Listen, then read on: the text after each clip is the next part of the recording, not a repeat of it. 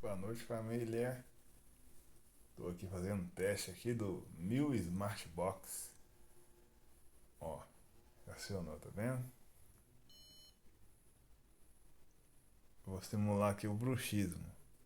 Aí ele vai vibrar e vai apitar. Eu dormindo, fazendo bruxismo.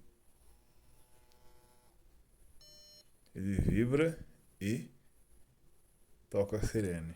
Vou apertar os dentes de novo. Eu tô falando fanhoso porque eu tô com a plaquinha do bruxismo. Ó, toda vez que ele aperta, eu aperto o dente, ele.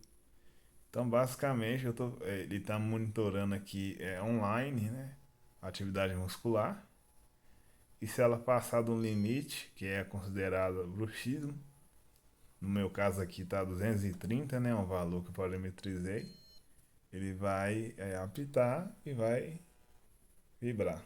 Vou ficar parado aqui para vocês verem. Agora eu vou apertar o dente. Apertei. Vibrou e apitou. Então, basicamente, daqui é o 1000 Smart Box. Beleza, pessoal? Testando aqui na cama.